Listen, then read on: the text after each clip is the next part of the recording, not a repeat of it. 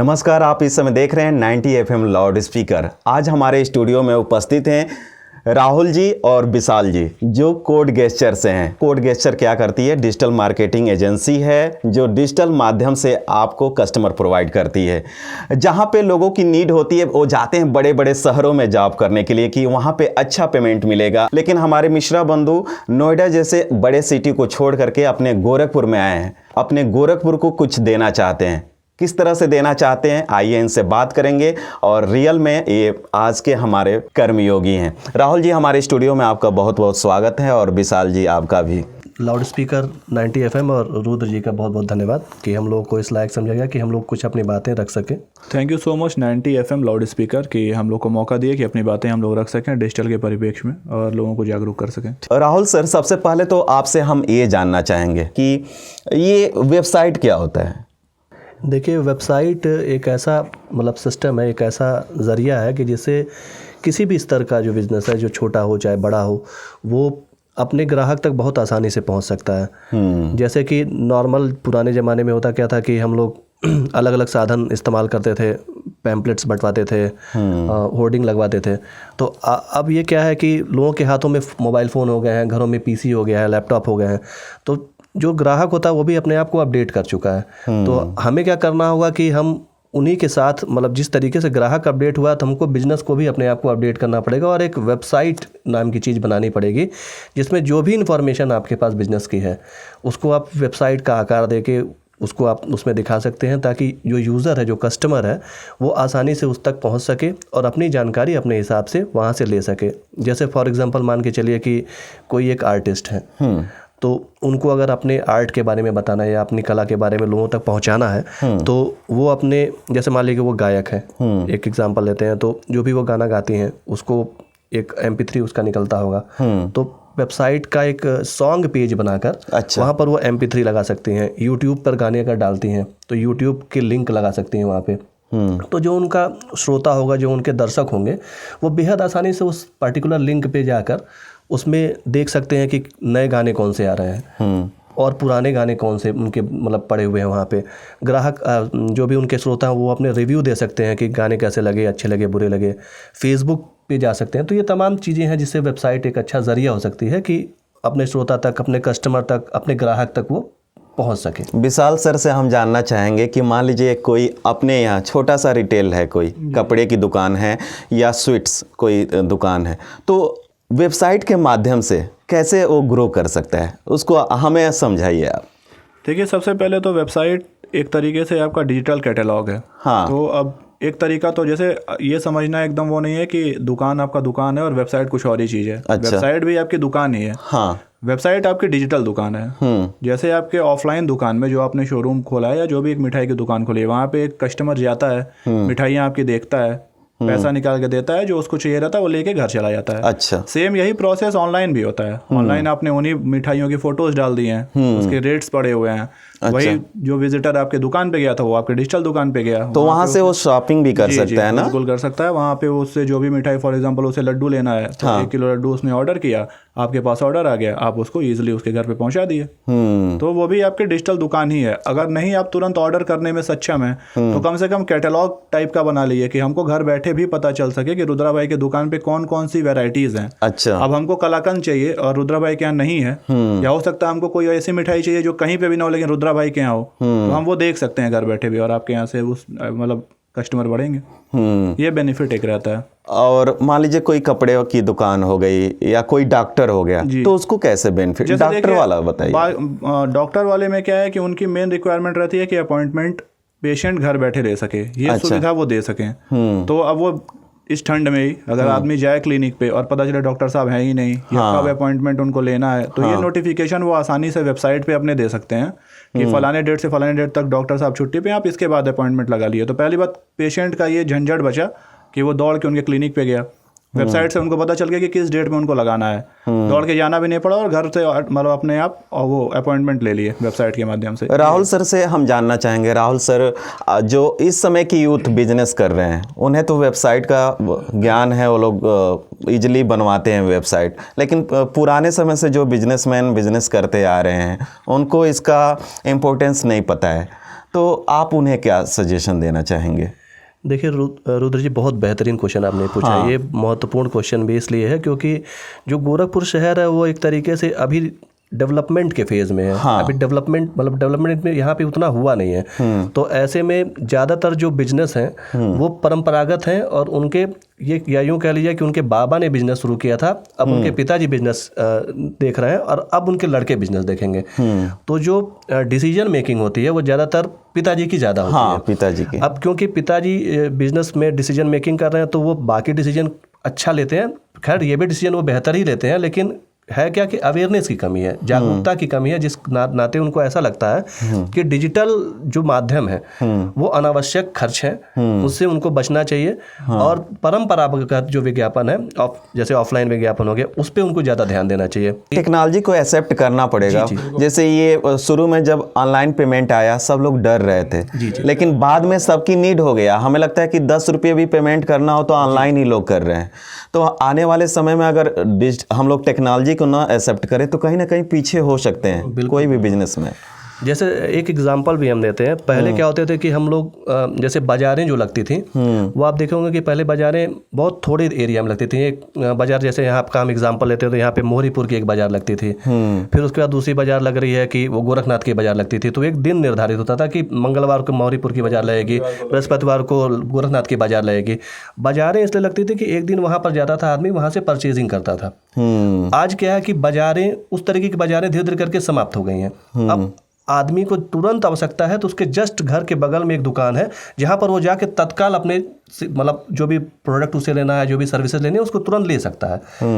फिर समय बदला, फिर धीरे धीरे करके क्या हुआ कि अब जो दिल्ली बैठी हुई दुकानें हैं उनके तक भी तत्काल आदमी पहुंच जा रहा, मोबाइल फोन निकाल रहा है, जो चुनिंदा ऐप्स हैं उनको ओपन कर रहा है, वहां से तत्काल वो प्रोडक्ट ऑर्डर कर ले रहा है। सोचिए कितनी तेजी से चीज़ें बदलाव के दौर में है कि आसानी से यहाँ बैठा हुआ व्यक्ति कोयम्बटूर से एक ऑर्डर करके घर तक पहुँचा सकता है। तो बाजार तो अभी आपका कोयम्बटूर के हवाले चला गया। अभी वो बाजार संकुचित नहीं रह गया कि आपके लोकल नहीं रह गया वो। राहुल सर, इससे हमें कुछ याद आ रहा है। हम मार्केट में गए थे, वहाँ पे एक दुकानदार ने बताया कि जब से ऑनलाइन आ गया है सिस्टम, शॉपिंग करने लगे हैं लोग, हमारे धंधा मंदा पड़ गया है। तो ऐसे लोगों को आप क्या बोलेंगे? वो बोल रहे हैं कि धंधा मंदा हो गया है और उनको पता भी है कि ऑनलाइन चल रहा है, सारी चीज़ें डाल रहे हैं, लेकिन वो लोग इस टेक्नोलॉजी को एक्सेप्ट करने को नहीं तैयार हैं। तो आप क्या कहेंगे, मान लीजिए उस बिजनेसमैन भाई के लिए क्या? जी, जैसे देखिए होता क्या है ना कि विरोध अच्छी चीज़ है। हाँ। लेकिन ये लोग विरोध कर रहे हैं उन बड़ी कंपनियों का। हाँ। जिसको सब लोग जान रहे होंगे, उनका नाम लेना की कोई बहुत आवश्यकता नहीं है। उनका विरोध करते करते कहीं ना कहीं ऑनलाइन का विरोध कर दे रहे हैं। हाँ। ऑनलाइन का विरोध नहीं करना है, क्योंकि ऑनलाइन का आप विरोध करेंगे तो कहने के आप कस्टमर का विरोध कर रहे हैं जो सुविधा ऑनलाइन दे रहा है उसको। हाँ। क्योंकि यहाँ पर कस्टमर प्रेफरेंस पे है। कस्टमर चाह रहा है कि उसके घर पे ऑर्डर आए, कस्टमर चाह रहा है कि उसको सुविधाएं मिले। तो अगर आपको ये करना है, आप चलिए विरोध करिए, लेकिन आपको कौन रोका है कि आप अपना एक डिजिटल प्लेटफॉर्म मत बनाइए? आप बिल्कुल करिए उसे। उनको लगता है कि काफ़ी पैसा लगेगा इसमें। हमें लगता है कि एक वेबसाइट डिजाइन कराने में अच्छा से अच्छा 20,000 से कम ही पड़ता है। जी। और ये होर्डिंग जो लगता है, अगर देखा जाए 10-12 होर्डिंग कोई लगाया है तो हमें नहीं लगता है एक होर्डिंग का 10,000 से कम कोई कॉस्ट होता है अप्रोक्स। हाँ, कब फट जाएगा। लेकिन उसी को अभी लोग जो हैं उसी को प्रीफर कर रहे हैं, होर्डिंग हो गए या साइनेज वगैरह हो गए इसी पे, लेकिन वेबसाइट को नहीं एक्सेप्ट कर रहे हैं। तो जो भी हमारे लिसनर व्यूअर देख सुन रहे हैं, राहुल भाई उन्हें एक लाइन में बस ये बताइए कि वेबसाइट से क्या चेंजेस हो सकते हैं उनके बिजनेस में। जैसे देखिए वेबसाइट बना, अभी हम दोनों को कंपेयर कर देते हैं। हाँ। एक बैनर अगर आप लगाते हैं, फॉर एग्जांपल गोरखपुर की बात करें, मोहद्दीपुर चौराहे पे एक बैनर लगता है जिसकी कीमत हम एक एग्जांपल ले लेते हैं कि 15,000 महीने पड़ती है। बताइए। वहाँ पर जाने वाला जो व्यक्ति है, बैनर वही व्यक्ति देखेगा जो वहाँ से पास आउट हो रहा है, जो वहाँ से गुजर रहा है। वो भी कोई जरूरी नहीं है कि अपने ही सिटी का वो पर्सन है। जी, वो ऐसा कोई जरूरी नहीं है कि वो अपने सिटी का पर्सन है। हाँ। वहाँ से पास आउट हुआ, उसने बैनर देखा। अगर मान लीजिए फॉर एग्जांपल आपका जो ब्रांड है या आपका जो वो चीज़ है, प्रोडक्ट है, वो बहुत प्रीमियम वैल्यू का है, तो उसके लिए आपको प्रीमियम कस्टमर की जरूरत पड़ेगी। हाँ। प्रीमियम कस्टमर आपके कार से जाएंगे, 4 व्हीलर से जाएंगे, वो तो बैनर आपका देख भी नहीं रहे। हाँ। ऐसे कंडीशन में आपकी वेबसाइट वो भले देख लेंगे, क्योंकि उनके पास फोन है, वो वहां पर देख लेंगे आसानी से। हाँ। तो परंपरागत विज्ञापन आप करिए, ऐसा नहीं है कि आप ट्रेडिशनल विज्ञापनों को छोड़ दीजिए, लेकिन उसके साथ एक ऐड ऑन के तौर पे आप वेबसाइट बनवाइए जिसकी कीमत 7-8 हज़ार रुपये सालीना से स्टार्ट होती है। डिजिटल मार्केटिंग के माध्यम से हम टारगेट ऑडियंस तक पहुंच सकते हैं, जिसके लिए वो प्रोडक्ट है उसको हम मार्केट कर सकते हैं। ऐसा है डिजिटल मार्केटिंग के थ्रू। तो जो भी हमारे लिसनर व्यूअर देख सुन रहे हैं उन्हें पता चल गया होगा कि डिजिटल मार्केटिंग का कितना बड़ा पावर है कस्टमर तक पहुंचने का। राहुल सर, आगे हम बढ़ेंगे और आपसे ये भी पूछेंगे कि आजकल रील का बहुत सारा देख रहे हैं ट्रेंड चल रहा है, हर जगह रील बन रहे हैं 30-30 सेकंड का, तो क्या इससे भी पैसे कमाए जा सकते हैं? देखिए, ये भी बहुत बेहतरीन क्वेश्चन आपने पूछा, क्योंकि आजकल लोगों के मन में बहुत मिथ है कि मतलब बहुत सारा पैसा बन जाएगा या कुछ भी पैसा नहीं बनेगा। तो इसके लिए मतलब ये समझना बहुत ज़रूरी है कि पैसा बनेगा तो कैसे बनेगा और नहीं बनेगा तो कितना नहीं बनेगा। एक रील अगर आदमी बनाता है तो उसमें इंस्टाग्राम के माध्यम से भी कुछ पैसा वो प्रोवाइड करते हैं, जिसको मोनेटाइजेशन कहते हैं। वो उनके कुछ एक स्टैंडर्ड है कि इतना व्यूज़ प्ले हो जाएगा तो उसके बाद आपको पैसे मिलना स्टार्ट हो जाएंगे। लेकिन कुल मिला के बात ये है कि आप अच्छा बनाएंगे तो अच्छा देखेंगे लोग, आप अच्छा लिखेंगे तो अच्छा लोग पढ़ेंगे, आप अच्छा कुछ डिज़ाइन बनाएंगे तो अच्छा लोग व्यू करेंगे, कुछ आप अच्छा गाएंगे तो अच्छा सुनेंगे, कुछ अच्छी फिल्म बनाएंगे तो अच्छा देखेंगे। तो अल्टीमेटली चीज़ क्या है कि आपको कंटेंट बहुत पावरफुल बनाना है और कंटिन्यूअस बनाना है। जैसे आपने एक रील बनाया, शौकिया तौर पे आपने एक रील बना दिया, अब आप उसमें भावुक हो गया कि अरे हमको तो पैसा ही नहीं मिल रहा है। तो कंसिस्टेंसी इंपॉर्टेंट है। धीरे धीरे धीरे करके जब आप 100, 200, 300, 400, 500 रील बनाएंगे तो 1-2 रील ऐसी ज़रूर उसमें होगी जिसमें आपके मिलियंस ऑफ व्यूज़ हो जाएंगे। तो जो ही आपकी एक reel minimum billions of views वाली होगी तो उसी के मतलब हिसाब से दूसरी व्यू भी बढ़ेगा, दूसरे रील के भी बढ़ेंगे और धीरे धीरे करके पैसे के माध्यम बढ़ेंगे। ये तो हो गया इंस्टाग्राम से पैसा कमाने का साधन। एक और तरीका है कि लोकल मार्केट से कैसे पैसा बनाया जा सकता है। हम लोग भी अब आपके मन से हम उन तमाम इन्फ्लुएंसरों को भी हम ये बताना चाहते हैं कि हम लोग भी एक इन्फ्लुएंसर मीट करते हैं, इन्फ्लुएंसर कोलैबोरेशन करते हैं। अच्छा। जिसमें हम लोग इन्फ्लुएंसरों को बताते हैं कि हम मतलब लोकल जो ब्रांड है वो उनके जो प्रोडक्ट है उनको अपने पे पोस्ट करके वो भी पैसा बना सकते हैं। जैसे जो लोकल ब्रांड है वो भी एडवर्टाइज कराना चाहते हैं। फॉर एग्जांपल मान लीजिए कोई गारमेंट का ब्रांड है और कोई इन्फ्लुएंसर ऐसा है जो उसी से रिलेटेड वीडियो बना रहा है। जी, तो उसमें ये होता है कि जैसे मान लीजिए कि ये भी गारमेंट वाला जो एग्जांपल हम दे रहे थे उसी को कैरी ऑन करते हैं। तो उसमें कोई भी अगर इन्फ्लुएंसर ऐसे हैं जो गारमेंट रिलेटेड रील्स बनाते हैं या गारमेंट रिलेटेड शॉर्ट्स बनाते हैं जो यूट्यूब पे जाते हैं, तो शहर के बहुत सारे 4-5 ऐसे ब्रांड हैं, नाम लेना बहुत उचित नहीं है, उनसे हम कोलैबोरेट करा देंगे ताकि एक आसानी से एक पैसा डायरेक्ट का साधन बन जाएगा। आपको यहाँ पे इंस्टाग्राम से कोई मतलब नहीं होगा। आपने एक अपनी पब्लिसिटी इतनी अच्छी कर ली कि जिससे आपके लोकल मार्केट से आपको रेवेन्यू जनरेशन स्टार्ट हो गया। और वो रेवेन्यू जनरेशन आप मान के चलिए 7-8 हज़ार रुपया पर मंथ से स्टार्ट होते हुए 1-1.5 लाख रुपया पर मंथ तक जा सकता है। ये ज़्यादा बेहतर रहेगा कि आप डिपेंड होइए कि इंस्टाग्राम से आप पैसा कमाइए। विशाल सर, आपसे ये हम जानना चाहेंगे कि अब हमारे जो भी बिजनेसमैन हैं हमारे वीडियो को देखे और सुन भी रहे हैं, जो भी रेडियो के माध्यम से अपने, वो अब अपना शुरुआत करना चाहते हैं, वेबसाइट बनवाना चाहते हैं, तो उनका फर्स्ट आप क्या क्या देखते हैं, क्या क्या रिक्वायरमेंट होती है, क्या क्या उनसे मांगते हैं, वो बताइए। जैसे देखिए, वेबसाइट बनाने के लिए सबसे पहला रिक्वायरमेंट तो ये है कि ब्रांडिंग से ही समझते हैं पहले, क्योंकि देखिए जो भी चीज़ें हो रही हैं वो असल में ब्रांडिंग का ही एक हिस्सा है। कि वो जो भी अपने ब्रांड है उसको किस तरीके से विजिबल कर रहे हैं अपने ऑडियंस को, अपने कस्टमर्स को। तो पहले तो वो लोगो बनाए, शुरुआत हमेशा लोगो से करनी चाहिए। अगर लोगो पहले से बना है तो डायरेक्ट वो वेबसाइट पे आ सकते हैं, अगर नहीं बनाया तो पहले वो लोगो बनवा लें। हम लोग भी डिज़ाइन करते हैं लोगो, तो हमसे करा लें या जहाँ पे भी उनको सही लगता है वहाँ से वो लोगो डिज़ाइन करा लें। लोगो डिज़ाइन कराना ज़रूरी क्यों है? क्योंकि अब जैसे मान ले लाउड स्पीकर FM का एक लोगो है, तो अगर हमको सिर्फ लोगो दिखेगा तो भी हम कनेक्ट कर ले जाएंगे। अगर ना लिखा हो ये 90 FM लाउड स्पीकर तो भी हम कनेक्ट कर लेंगे। लेकिन अगर सिर्फ लिखा है किसी भी टेक्स्ट फॉर्मेट में तो आदमी अमूमन भूल जाता है। टाटा का या बड़े ब्रांडों का लोगो आदमी कैसे याद रखता है, क्योंकि वो लोगो अपना बनाए हुए हैं। तो पहले वो लोगो बना लें। दूसरा क्या फ़ायदा होता है लोगो बनाने का कि वो एक थीम उनका करता है डिसाइड। जैसे अब लाउड स्पीकर FM का ही हम एक एग्जांपल लेते हैं कि रेड इसका थीम है, तो जैसे रेड हमको इंटीरियर में भी दिख रहा है अलग, ये थीम होता है। वो जब बन जाता है तो उसी को हम लोग वेबसाइट पे लेके जाते हैं कि वो भी उनका उसी तरीके से दिखे। अब वेब बनाने के लिए उनका जो मतलब मेन रिक्वायरमेंट है, जो फोटोज़ हैं वो डाल सकते हैं अपने अबाउट सेक्शन में। हम लोग ये डाल सकते हैं कि असल में वेबसाइट ट्रस्ट बिल्डिंग के लिए ही बनाया जाता है। तो जो भी चीज़ें उनके पास हैं, जो वो अपने मुंह से बताते हैं अपने कस्टमर को ट्रस्ट बिल्डिंग के लिए, वो वेबसाइट पे डालें ताकि इन्फॉर्मेशन उनको मुंह से ना बताना पड़े। जैसे मुंह से वो कितने लोग को बता लेंगे, हो सकता है 100 लोग को दिन भर में बता लेंगे, लेकिन वेबसाइट विजिट उनका 1 लाख भी हो सकता है दिन में। 1 लाख लोगों तक आपकी वो बातें पहुंची जो आप नहीं पहुंचा सकते थे अपने मुंह से बता के।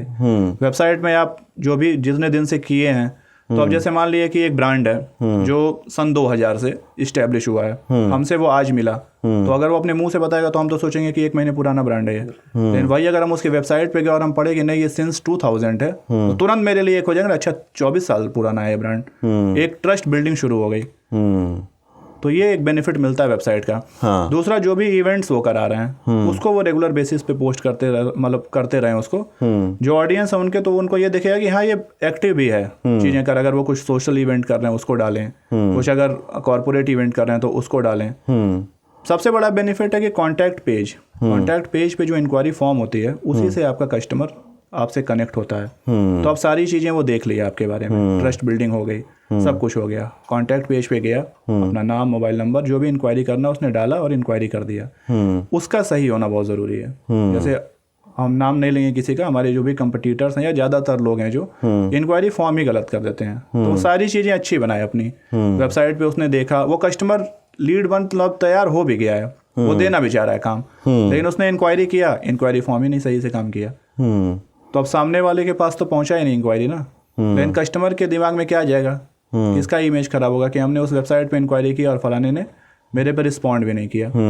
इंक्वायरी फॉर्म अच्छा बनाए। कि कोड जेस्चर को क्यों चुने? हाँ, जैसे देखिए रुद्र जी, होता क्या है कि कोड जेस्चर एक कंपनी नहीं है, वो एक तरीके से एक मिशन है कि चीज़ों को और बेहतर तरीके से डिजिटल तौर पे शहर को और बेहतर किया जाए। हम लोग का एक पंचलाइन भी है कि हम बनाएंगे डिजिटल गोरखपुर। हाँ, और एक और पंचलाइन, हर कोई होगा ऑनलाइन। हम बनाएंगे डिजिटल गोरखपुर वाला हम आपको बताते हैं कि उसमें क्या है कि शहर को छोटे तबके के व्यापारी हों चाहे बड़े तबके के व्यापारी हों, हम गोरखपुर को डिजिटल करके रहेंगे।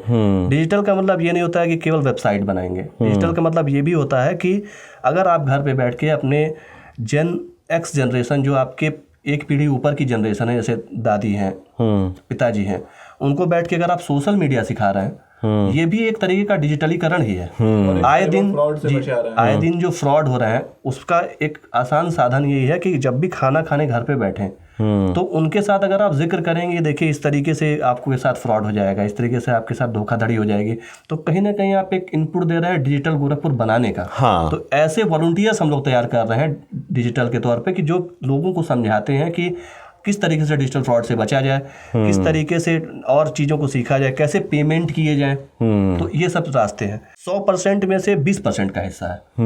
मैंने कोड किया, 5 पेज की वेबसाइट बनाई, 5 पेज की वेबसाइट तैयार हुई, वेबसाइट लॉन्च हुई, हमने उनको डिलीवर कर दिया। हमें लगता है कि प्रोडक्ट बनाने से पहले एजुकेट करना बहुत जरूरी होता है। वो आप एजुकेट करते हैं ताकि उसके पता चले कि इसका क्या बेनिफिट है। होता क्या है ना, जैसे मान लिया कि हमने एक मोटरसाइकिल खरीदी, अब मुझे मोटरसाइकिल चलाने आता ही नहीं है, तो मोटरसाइकिल मेरे घर में बैठी रहेगी। उससे पहले मुझे मोटरसाइकिल चलाना सीखना पड़ेगा, उसके बाद मैं मोटरसाइकिल खरीदूंगा। तो वही चीज है कि वेबसाइट चलाने से पहले वेबसाइट चलाना सीखना पड़ेगा।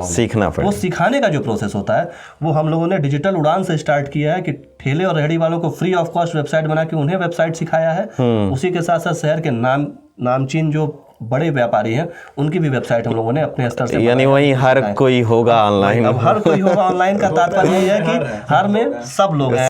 राहुल सर, जाते जाते हमारे लिसनर व्यूवर से आप कुछ कहना चाहें? आप देखिए, यही कहना चाहेंगे कि ज़्यादा से ज़्यादा जितना जल्दी हो सके आप डिजिटल होने का प्रयास करिए, क्योंकि आने वाला जो दिन है, आने वाला जो जनरेशन है, आने वाला जो आपका ग्राहक सेगमेंट है, कस्टमर सेगमेंट है, वो कहीं ना कहीं मोबाइल और लैपटॉप और पीसी वाला ही होने वाला है।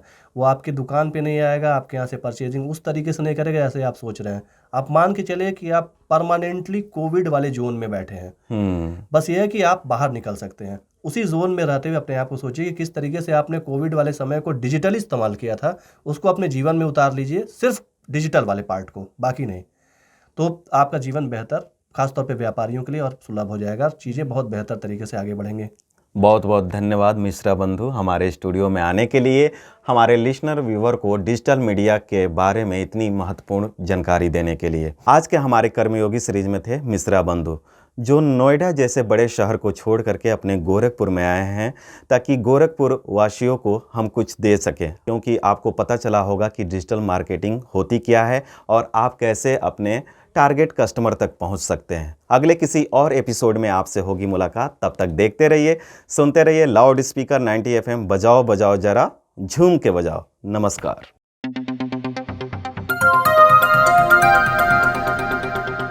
बजाओ जरा झूम के बजाओ, बजाओ बजाओ जरा झूम के बजाओ।